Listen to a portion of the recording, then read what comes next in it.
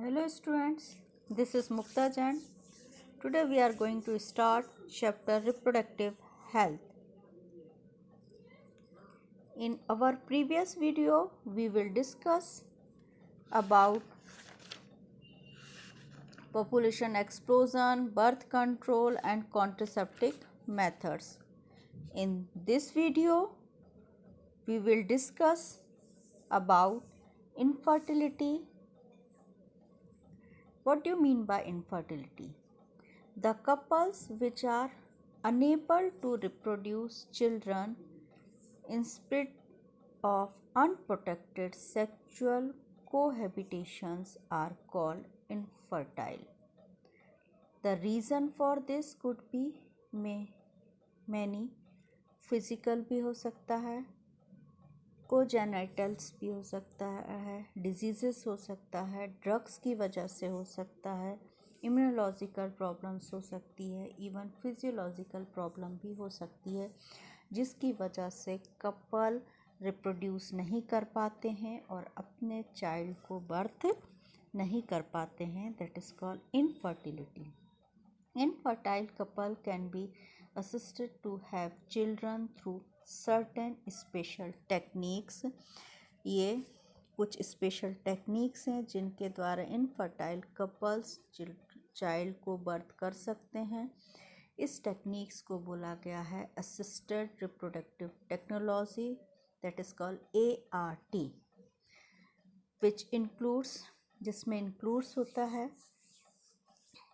What is assisted reproductive technology? Assisted reproductive technology जो होती है is a term that describes several different methods used to help infertile couple. कुछ methods होती हैं जो infertile couples को reproductions में help करती हैं. ART involves removing eggs from a woman's body, mixing them with sperm in the laboratory and putting the embryos back into the woman's body.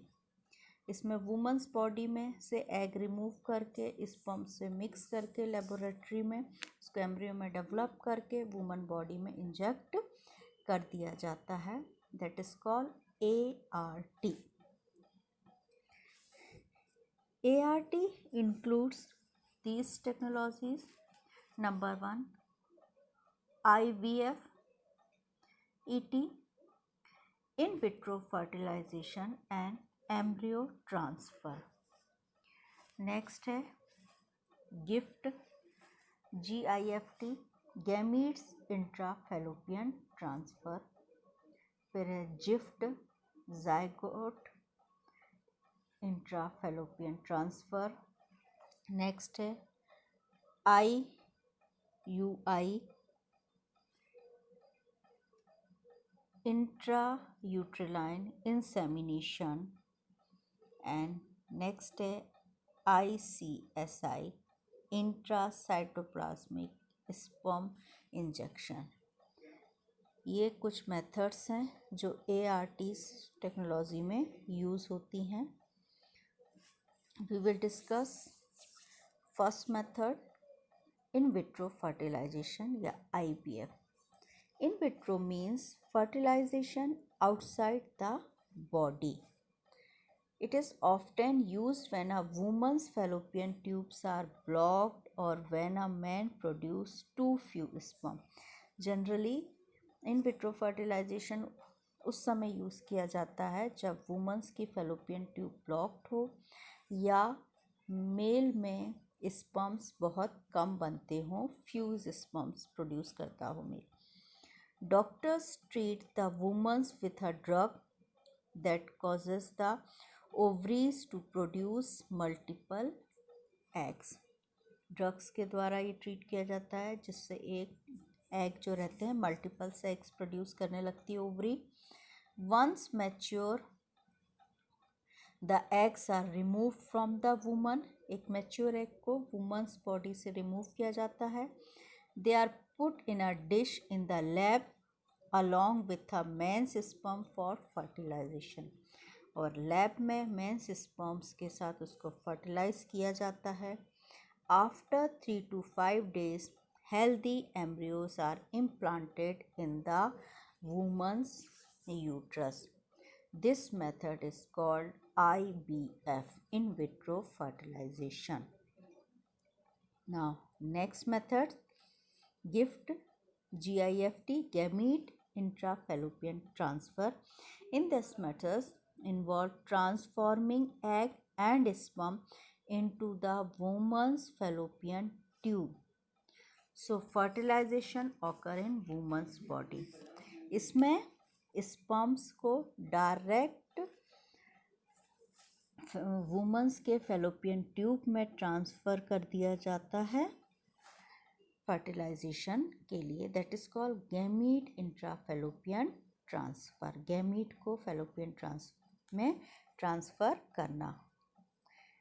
Now next method is GIFT, zygote intrafallopian transfer. In this method, GIFT or tubal embryo transfer similar to IVF, generally IVF की तरह होता है.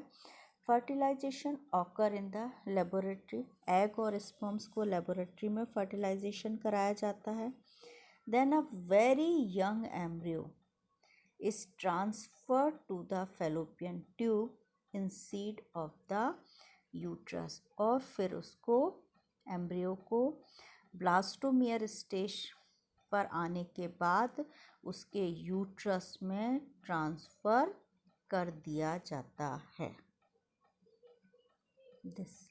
This method is called zygote intrafallopian transfer. Next है intracytoplasmic sperm injection.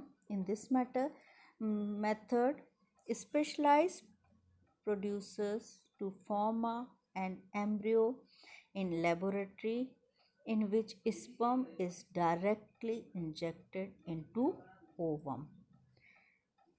इस methods में sperm direct inject किया जाता है into the ovum to form embryo, then which is then transferred to the uterus. फिर उसको यूट्रस में ट्रांसफ़र कर दिया जाता है. Artificial insemination. In this method, infertility cases in which male partner is unable to produce healthy sperm. अगर mail healthy sperms को produce नहीं कर पा रहा है, are treated by this techniques in which semen collect from donor. इस techniques में donor mail से उसका सीमेन कलेक्ट किया जाता है, आर्टिफिशियली इंट्रोड्यूस किया जाता है into the vagina of female और into uterus. That is called intrauterine insemination of female. Female के वेजिना या यूट्रस में डोनर के सीमेन को इंजेक्ट किया जाता है, ट्रांसफ़र किया जाता है. That is called intrauterine insemination. All these techniques require extremely high prescriptions handled by specialised professional and expensive instruments.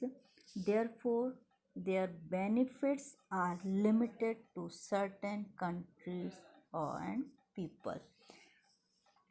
ये हाईली प्रोफेशनल डॉक्टर्स के द्वारा एक्सपेंसिव इंस्ट्रूमेंट्स इसमें यूज़ होते हैं, इसलिए ये जनरली जो मेथड्स होती हैं IVF मेथड्स वगैरह जो होती हैं, ART रिप्रोडक्टिव टेक्नोलॉजीज़ जो होती हैं जनरली कॉस्टली होती हैं, इसलिए ये लिमिटेड होती हैं सर्टेन कंट्रीज़ में और कुछ ही पीपल्स इनको करते हैं. Now next is amniocentesis. What do you mean by amniocentesis?